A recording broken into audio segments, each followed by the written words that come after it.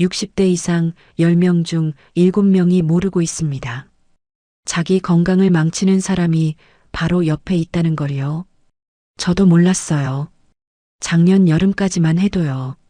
매일 전화하던 그 사람이 제 혈압을 올리고 있다는 걸, 잠을 못 자게 만들고 있다는 걸, 어느 날 병원에 갔는데 의사 선생님이 그러셨어요.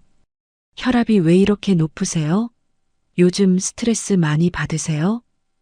그때 깨달았어요. 아, 맞다. 그 사람 전화 받고 나면 늘 머리가 아팠지. 더 무서운 건 이거예요.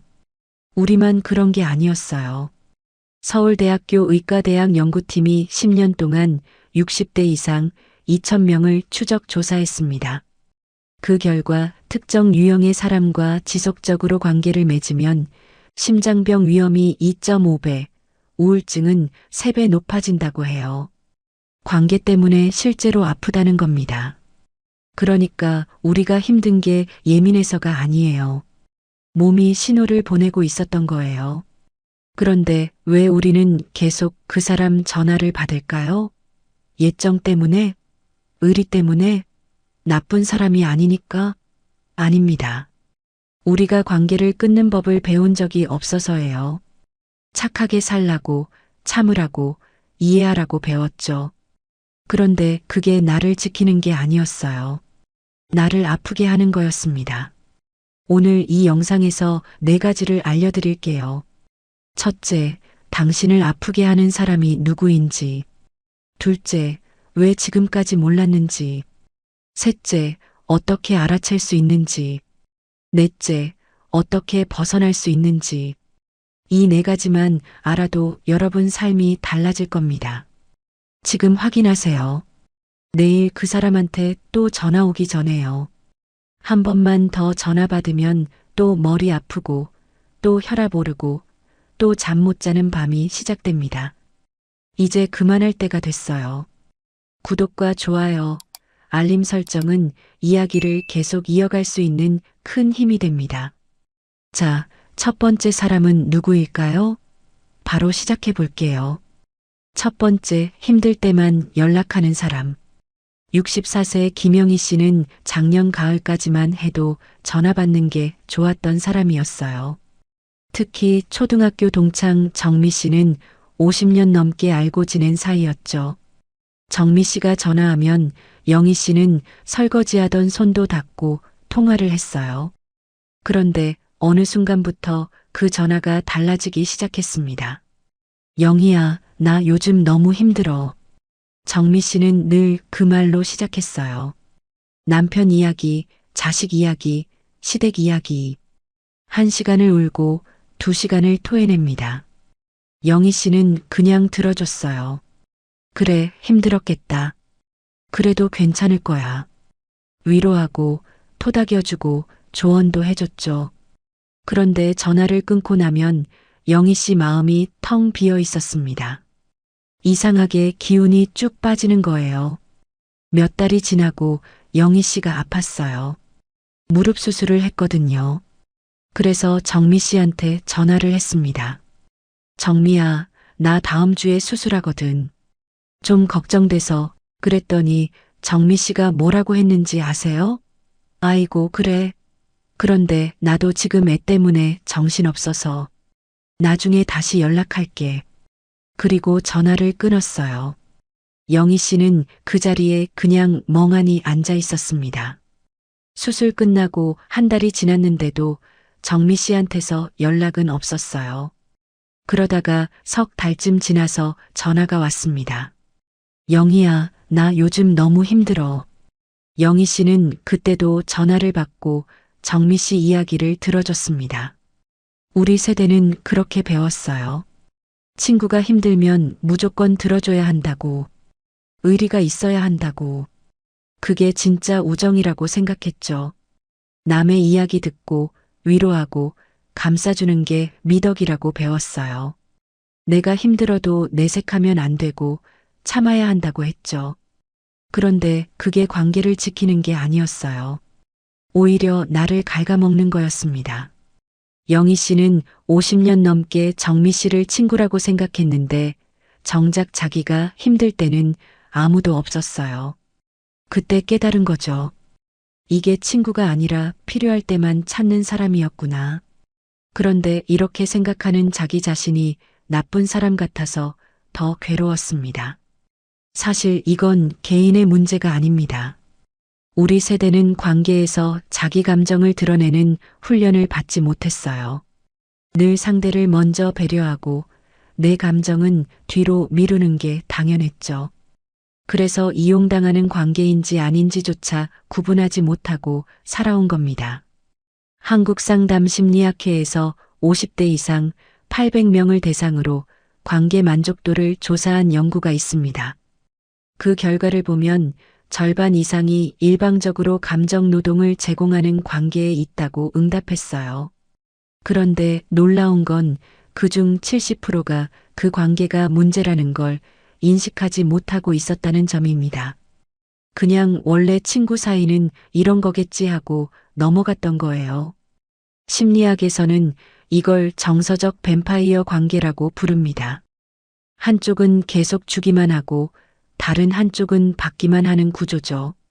이런 관계가 지속되면 주는 쪽은 만성 피로, 우울감, 심지어 면역력 저하까지 경험하게 됩니다. 그 말을 들으니 나만 그런 게 아니구나 싶었어요. 우리 모두 비슷하게 살아왔던 거죠. 서울대학교 사회학과 연구팀이 발표한 논문도 비슷한 이야기를 합니다. 60대 이상의 관계 스트레스 중 가장 큰 비중을 차지하는 게 바로 비대칭적 관계였어요. 서로 주고받는 게 아니라 한쪽만 일방적으로 주는 관계. 이게 우리 세대에게 가장 흔한 관계 패턴이었던 겁니다. 그러니까 우리가 힘든 게 당연했어요. 영희 씨는 그날 이후로 조금씩 달라지기 시작했어요. 처음엔 정미 씨 전화를 받지 않았습니다. 죄책감이 들긴 했지만 일단 거리를 두고 싶었어요.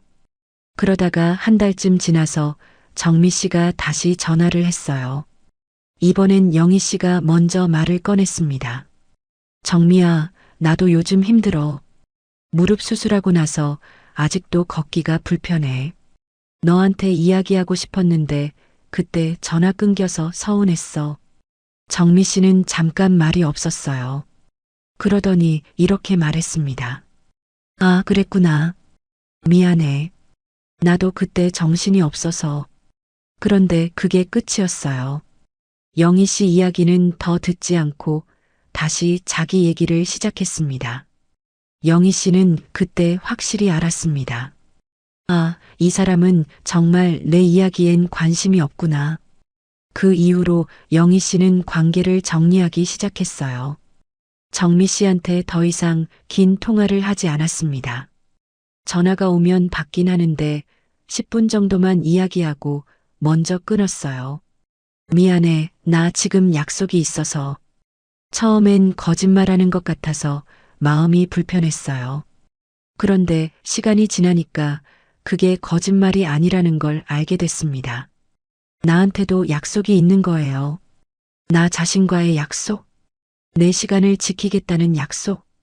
그렇게 몇 달이 지났어요. 영희 씨는 그 시간에 산책을 했습니다.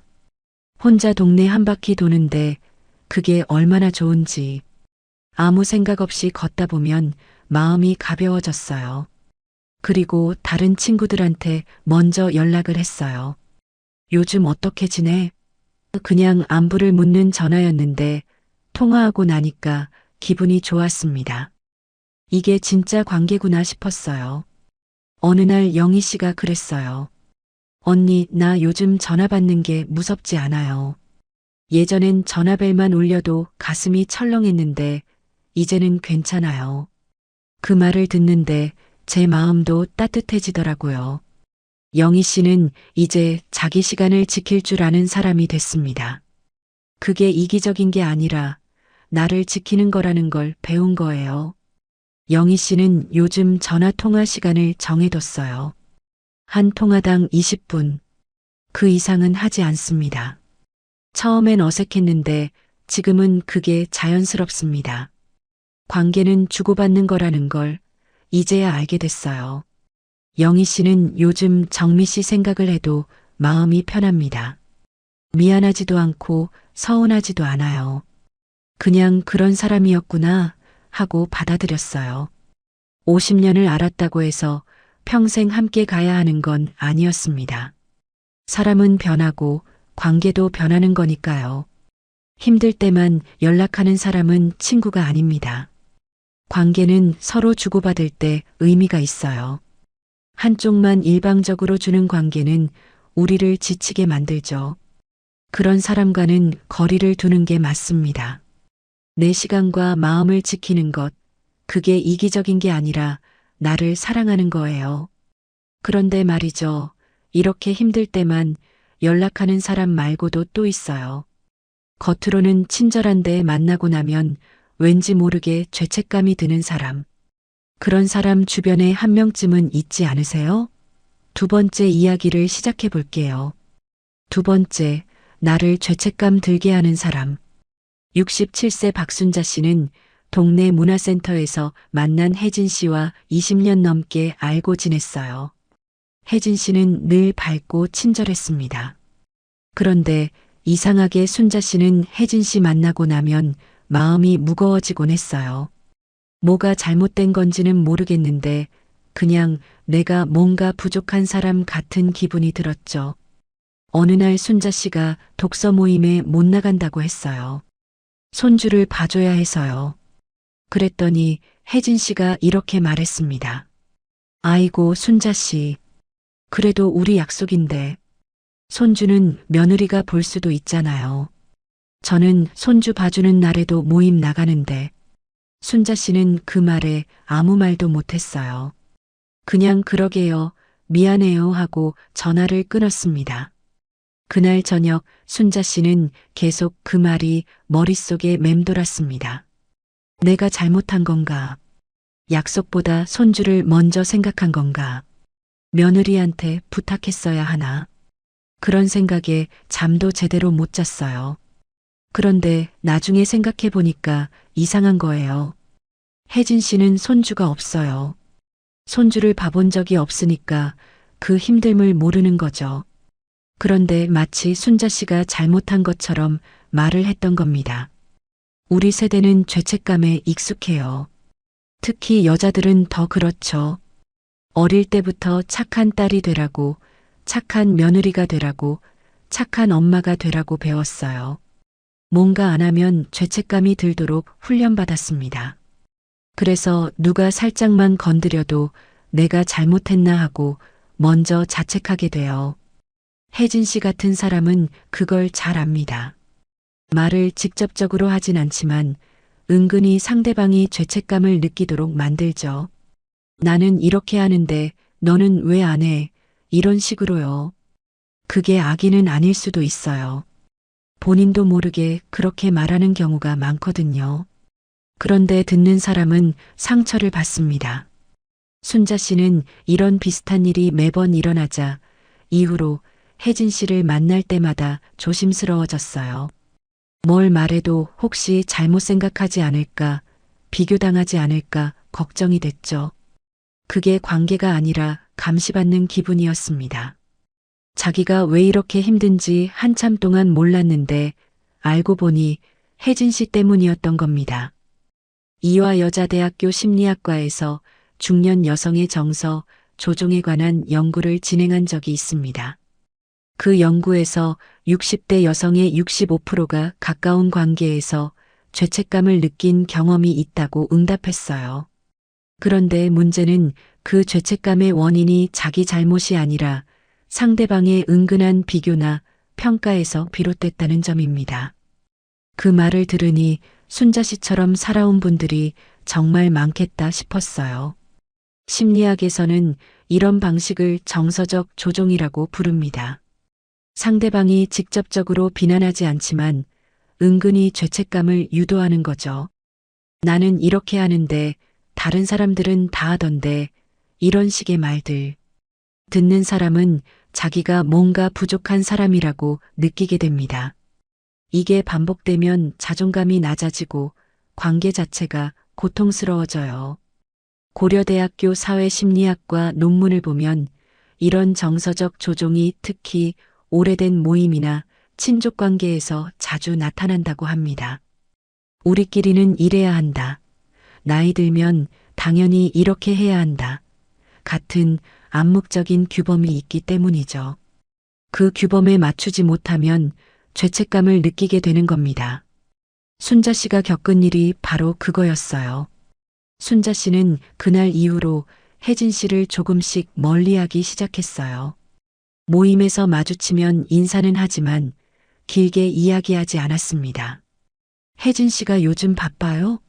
하고 물으면 네, 좀 그래요 하고 짧게 대답하고 자리를 피했어요. 처음엔 그게 무례한 것 같아서 마음이 불편했습니다. 그런데 한두 달이 지나니까 달라지기 시작했어요. 혜진 씨 생각을 안 하니까 마음이 가벼워졌습니다. 예전엔 모임 가기 전날부터 긴장했는데 이제는 그냥 편하게 갔어요. 다른 분들하고 이야기하고 웃고 차 마시고 그게 얼마나 좋은지 몰랐습니다. 어느 날 순자 씨가 딸한테 전화를 받았어요. 엄마, 다음 주에 애 좀 봐줄 수 있어? 순자 씨는 잠깐 망설였습니다. 그날 독서 모임이 있었거든요. 예전 같으면 무조건 봐줬을 거예요. 그런데 이번엔 달랐습니다. 미안해. 그날은 엄마 약속이 있어서.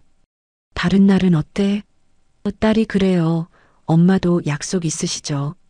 다른 날에 부탁할게요 하고 전화를 끊었어요. 순자 씨는 그 순간 깨달았습니다. 아, 내가 거절해도 되는구나. 내 시간도 소중한구나. 그게 나쁜 게 아니구나. 그날 모임에 나가서 책 이야기를 했는데 순자 씨가 한 말이 모두 공감을 받았어요. 집에 돌아오는 길에 순자 씨는 혼자 웃음이 났습니다. 나도 괜찮은 사람이구나. 내 생각을 말해도 되는구나. 그 이후로 순자 씨는 혜진 씨가 뭐라고 해도 신경 쓰지 않았어요. 저는 이렇게 하는데요 하고 말하면 아, 그러세요 하고 넘겼습니다. 더 이상 비교하지 않았어요.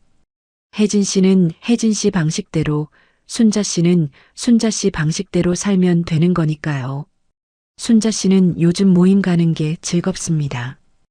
혜진 씨도 여전히 나오지만 이제는 그냥 한 사람일 뿐이에요. 내 마음을 흔들 수 있는 사람이 아니라는 걸 알았으니까요. 죄책감은 내가 만드는 게 아니었습니다. 나를 죄책감 들게 하는 사람은 은근하게 우리를 조종합니다. 직접적으로 비난하지 않지만 계속 비교하고 평가하죠. 그런 사람과는 거리를 두는 게 맞아요. 내 삶은 내가 정하는 겁니다. 다른 사람의 기준에 맞출 필요 없어요. 그런데 이런 사람들 말고도 또 있어요. 오래된 인연이라는 이유만으로 계속 연락하는 사람. 예전엔 좋았는데 지금은 아무 공통점도 없는데 그냥 옛날 생각에 붙잡고 있는 사람. 세 번째 이야기 시작해 볼게요. 세 번째, 예전 인연을 붙잡는 사람. 62세 이정희 씨한테는 고등학교 동창 수미 씨가 있었어요.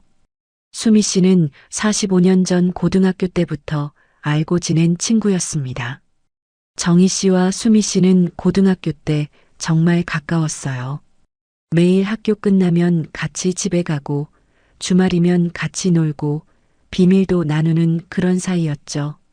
그런데 졸업하고 나서 둘의 삶은 완전히 달라졌습니다. 정희 씨는 서울에서 직장 생활을 했고 수미 씨는 고향에서 결혼해서 살았어요. 자연스럽게 연락이 뜸해졌죠.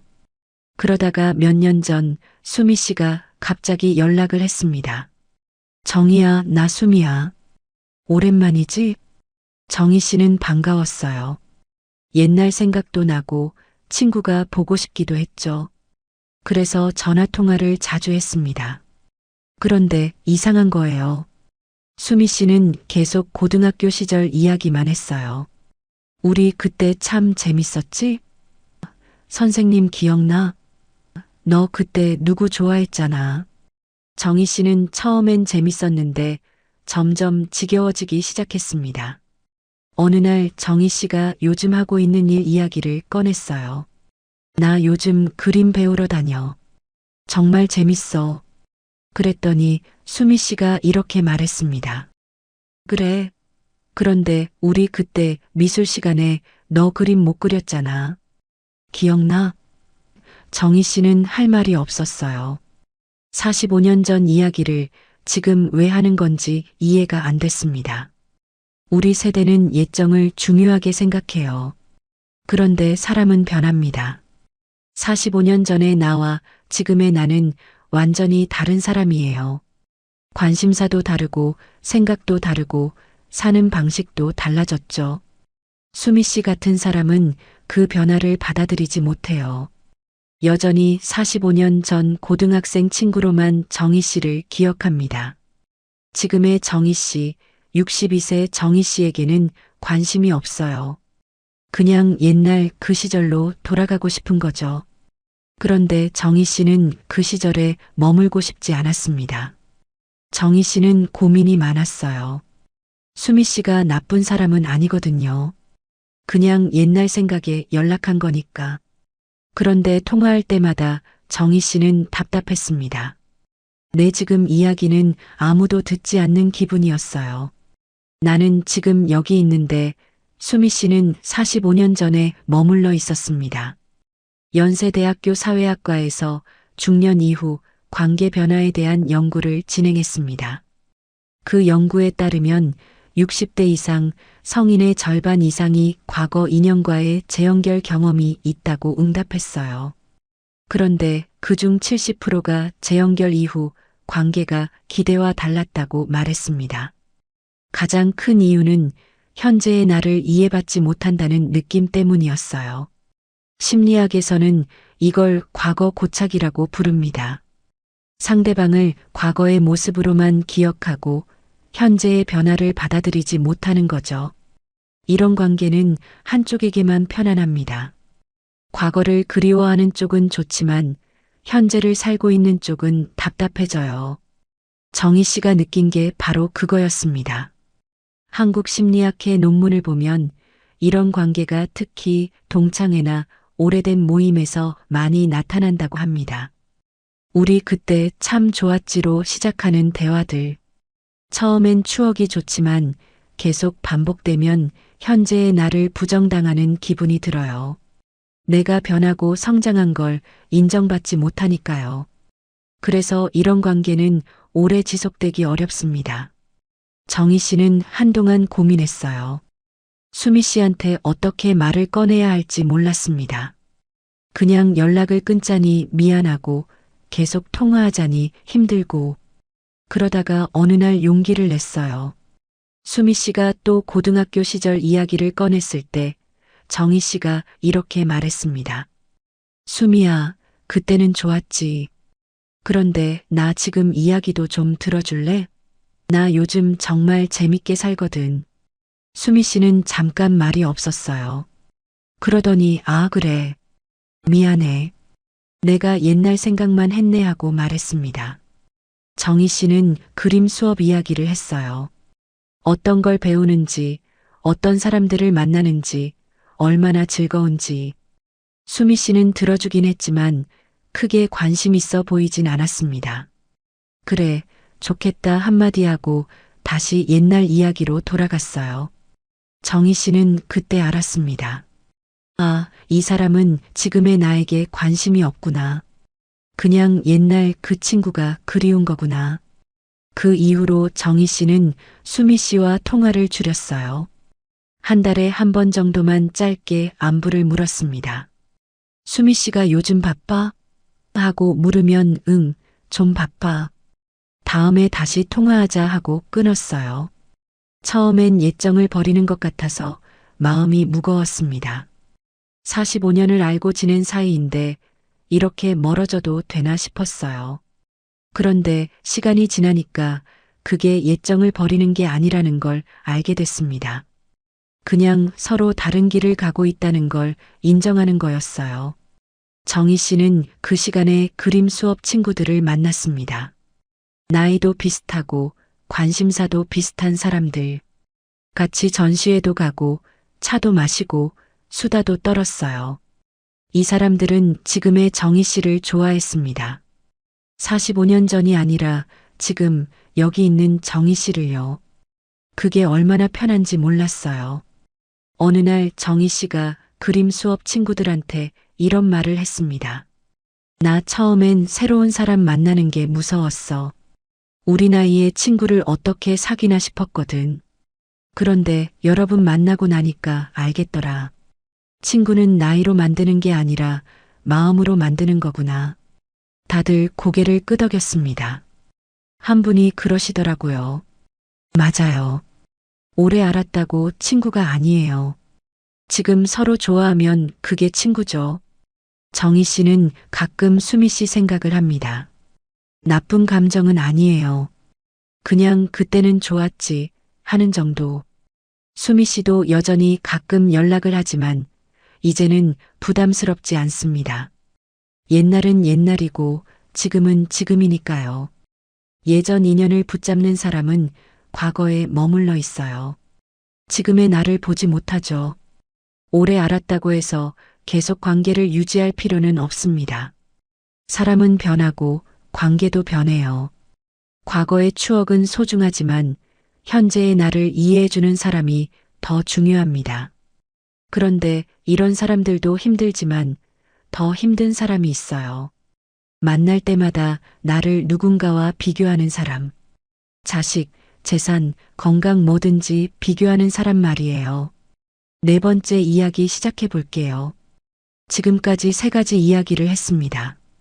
힘들 때만 연락하는 사람, 나를 죄책감 들게 하는 사람, 예전 인연을 붙잡는 사람. 이 사람들의 공통점이 뭔지 아세요? 다 나쁜 사람은 아니라는 거예요. 악의가 있어서 그런 게 아닙니다. 그냥 본인도 모르게 혹은 자기 방식대로 관계를 맺는 거죠. 그런데 우리는 힘들어요. 왜냐하면 우리 세대는 관계를 끊는 법을 배우지 못했거든요. 참고, 이해하고, 포용하는 게 미덕이라고 배웠죠. 그런데 그게 나를 지키는 게 아니었어요. 오히려 나를 갉아먹는 거였습니다. 그날 문득 그런 생각이 들었어요. 내가 너무 착하게 살려고 했던 게 아닐까? 모두한테 좋은 사람이 되려고 했던 게 아닐까? 그게 사랑인 줄 알았는데 지금 생각하면 나를 버리고 살았던 거죠. 그때부터 조금씩 달라지기 시작했습니다. 네 번째, 나를 비교하는 사람. 69세 최명숙 씨는 아파트 같은 동에 사는 경희 씨와 가끔 만났어요. 경희 씨와 명숙 씨는 엘리베이터에서 자주 마주쳤고 그러다 보니 자연스럽게 이야기를 나누게 됐습니다. 처음엔 그냥 인사만 했는데 점점 길어지기 시작했어요. 날씨 이야기, 아파트 이야기, 자식 이야기까지. 문제는 경희 씨가 만날 때마다 비교를 한다는 거였어요. 명숙 씨 아드님은 뭐 하신다고 했죠? 아, 공무원.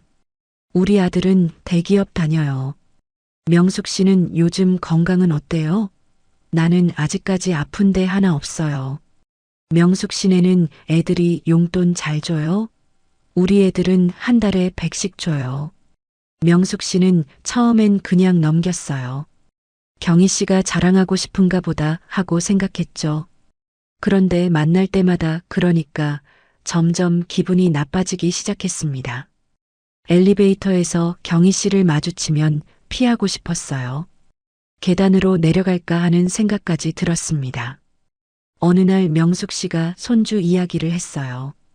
우리 손주가 이번에 미술대회에서 상을 받았어요. 자랑스러워서 한 말이었는데 경희 씨가 이렇게 말했습니다. 아, 그래요? 우리 손주는 영어 말하기 대회에서 1등 했어요. 요즘 애들은 영어를 잘해야 하잖아요. 명숙 씨는 그 자리에서 아무 말도 못했습니다. 그냥 네, 그렇네요 하고 집에 돌아왔어요. 우리 세대는 비교 속에서 살았어요. 어릴 때부터 옆집 애랑 비교당하고 시집 가서는 시누이랑 비교당하고 자식 낳아서는 다른 집 애들이랑 비교당했죠. 그게 너무 익숙해서 이제는 스스로도 비교를 하게 됐습니다. 남을 비교하면 내가 나아 보이니까요. 경희 씨도 그랬을 거예요. 본인도 누군가한테 비교당하면서 살았을 겁니다. 그래서 이제는 자기가 비교를 하는 거죠. 명숙 씨보다 내가 낫다는 걸 확인하고 싶은 거예요. 그런데 그게 명숙 씨한테는 상처였습니다. 명숙 씨는 엘리베이터 타는 게 무서워졌어요.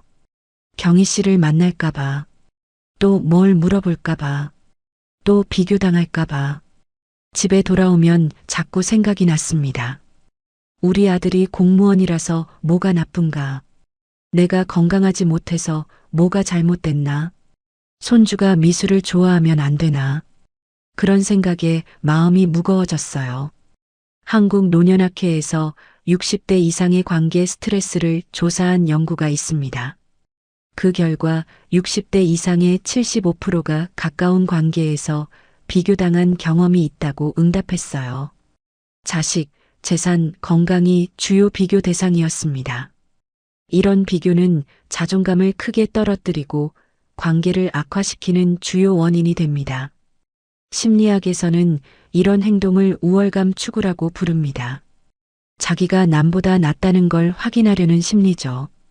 이런 사람은 상대방의 약점을 찾아내서 그걸 부각시킵니다. 그래야 자기가 우월하다고 느끼니까요. 명숙 씨를 만날 때마다 경희 씨가 한 말들이 바로 그거였습니다. 서울대학교 심리학과 연구를 보면 이런 비교가 특히 비슷한 처지의 사람들 사이에서 많이 일어난다고 합니다. 같은 아파트에 사는 사람, 비슷한 나이의 사람, 비슷한 환경의 사람. 오히려 가까운 사이일수록 비교가 심해져요. 경희 씨와 명숙 씨가 같은 아파트에 살았기 때문에 이런 일이 생긴 겁니다. 명숙 씨는 어느 날 결심을 했어요. 더 이상 경희 씨한테 휘둘리지 않겠다고. 다음 날 엘리베이터에서 경희 씨를 만났습니다. 경희 씨가 또 물었어요. 명숙 씨, 요즘 자식들 자주 와요? 명숙 씨는 짧게 대답했습니다. 가끔 와요. 그리고 더 이상 말을 이어가지 않았어요. 경희 씨는 잠깐 당황한 표정을 지었습니다. 평소 같으면 명숙 씨가 자세히 이야기했는데 오늘은 짧게 끊으니까요. 경희 씨가 다시 물었어요. 애들이 용돈은 잘 줘요? 명숙 씨는 이렇게 말했습니다. 그건 제 개인적인 일이라서요. 그리고 1층에 도착하자마자 먼저 나왔어요. 처음엔 무례한 것 같아서 마음이 불편했어요. 그런데 며칠이 지나니까 가벼워지기 시작했습니다. 경희 씨를 만나도 더 이상 긴장하지 않았어요. 물어보면 짧게 대답하고 더 이상 자세히 이야기하지 않았습니다. 경희 씨도 점점 명숙 씨한테 말을 걸지 않게 됐어요. 명숙 씨는 그 시간에 다른 것을 했습니다. 아파트 정원을 산책했어요. 꽃도 보고 나무도 보고 벤치에 앉아서 쉬기도 했죠. 그러다가 다른 분들을 만나게 됐습니다. 명숙 씨처럼 산책하러 나온 분들. 인사를 나누고 간단히 이야기를 나눴어요. 아무도 비교하지 않았습니다. 그냥 오늘 날씨가 좋다, 꽃이 예쁘다, 그런 이야기만 했어요. 어느 날 명숙 씨가 손주 사진을 보여줬어요. 한 분이 그러시더라고요. 아이고, 예쁘네요. 행복하시겠어요. 그게 전부였습니다. 다른 손주랑 비교하지 않고 영어를 잘하냐고 묻지 않고 그냥 예쁘다고만 했어요. 명숙 씨는 그게 얼마나 고마운지 몰랐습니다. 몇 달이 지나서 명숙 씨는 그분들과 친해졌어요. 일주일에 두세 번 같이 산책을 했습니다. 가끔 차도 마시고 수다도 떨었어요. 한 번도 자식 이야기, 돈 이야기, 건강 비교 이야기는 안 했습니다. 그냥 오늘 하루 어땠는지, 뭐가 재밌었는지 그런 이야기만 했어요. 명숙 씨는 그게 진짜 관계라는 걸 알았습니다. 명숙 씨는 요즘 엘리베이터 타는 게 무섭지 않습니다. 경희 씨를 만나도 괜찮아요. 더 이상 비교당하지 않으니까요. 내 삶은 남과 비교할 대상이 아니라는 걸 이제야 알았습니다. 나를 비교하는 사람은 자기 우월감을 채우기 위해 우리를 이용합니다. 자식, 재산, 건강 뭐든지 비교하죠. 그런 사람과는 거리를 두는 게 맞아요. 내 삶은 남과 비교할 대상이 아닙니다. 나는 나대로 충분히 괜찮은 사람이에요. 자, 이제 오늘 이야기를 정리해 볼게요. 지금까지 4가지 이야기를 했습니다. 힘들 때만 연락하는 사람, 나를 죄책감 들게 하는 사람, 예전 인연을 붙잡는 사람, 나를 비교하는 사람. 이 사람들의 공통점이 뭘까요? 우리를 지치게 만든다는 거예요. 우리 나이 되면 관계를 정리할 줄 알아야 합니다. 모두한테 좋은 사람이 될 필요 없어요. 예정이 있어도 오래 알았어도 나를 힘들게 하는 관계는 거리를 둬야 해요. 그게 나쁜 게 아니에요. 나를 지키는 거예요. 3가지만 기억하세요. 첫째, 관계는 주고받는 겁니다. 한쪽만 주는 관계는 관계가 아니에요. 둘째, 나한테 죄책감을 주는 사람과는 거리를 두세요. 내 삶은 내가 정하는 거예요. 셋째, 시간을 정하세요. 내 에너지를 다 주지 마세요. 나를 위한 시간도 필요합니다. 우리 나이엔 다 그렇습니다. 사람 관계가 힘들어요. 그런데 그게 우리 탓이 아니에요. 그렇게 배웠고 그렇게 살아왔으니까요. 이제는 달라져도 괜찮아요. 나를 먼저 생각해도 괜찮아요. 그게 이기적인 게 아니라 나를 사랑하는 거니까요. 오늘 이야기가 조금이라도 도움이 됐으면 좋겠습니다. 여러분도 편안한 관계 속에서 행복하게 사셨으면 좋겠어요. 우리 모두 마음 가볍게 살아요. 구독과 좋아요, 알림 설정은 우리 이야기를 이어가게 하는 큰 힘이 됩니다. 성장하는 시니어, 오늘도 한 걸음 더 성장합니다. 나이는 숫자일 뿐, 성장은 계속됩니다. 지금이 내 삶의 진짜 시작이에요. 감사합니다.